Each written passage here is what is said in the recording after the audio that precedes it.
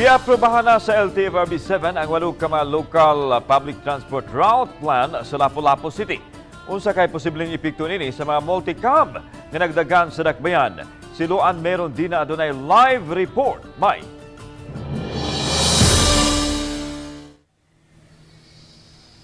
Yaslan, bisan pa man kung nahatagan na og notice of compliance. Sa LTFRB-7 ang Lapu-Lapu City kabahin niini apan dili kini basta-basta nga mapatuman kay gikinahanglan pa kining moagi sa konseho aron mahimuan og ordinansa.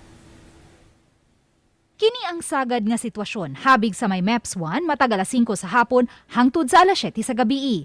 Mga pasahero mag-inilugay pagsakay sa mga pampublikong sakyanan.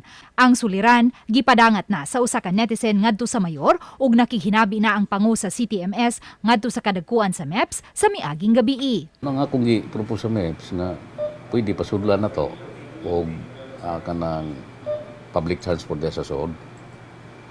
So ang gingon sa katong head sa kuan si Mr. Yap, Mr. Yap nga ila pa ning i-propose ngadto ni sa ilang general admin.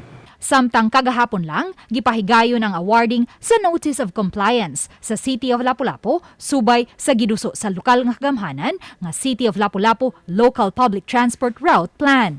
Ubos sa maong route plan, may 5 ka mga rationalized routes ug 3 ka mga developmental routes. Na may mga karang ruta nga amo man namo usba.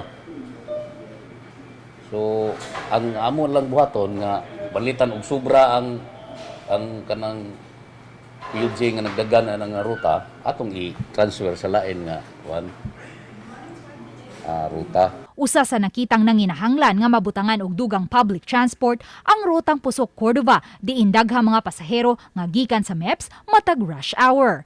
Managlahi ang reaksyon sa mga driver sa bagong rota dihang gikuhaan sa ilang habig. Liso na ma'am. Liso na dyan mga kan nga.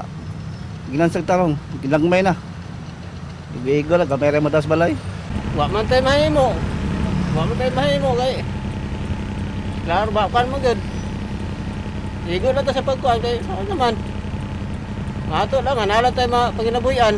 Giangkon sa pangu sa CTMS, Mario Napoli, nga dako ang posibilidad nga maapektuhan unya ang pag-operate sa mga multicab kay tumungman sa administrasyon nga mapatuman ang modernized nga transportasyon. Mao bitaw ni nga ang modernized gyud gi tumugtuyon para katong safety niya.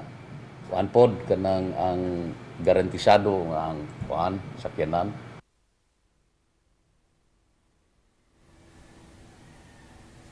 Lan gipasabot sa pangu sa CTMS nga tumong lang niini ang pagsiguro sa kaluwas sa mga pasahero ug ang kakuwang sa public transport. Hinuon hatagan man og kahigayunan ang mga multicab operators sa pagsagop sa modernized transportation. Lan?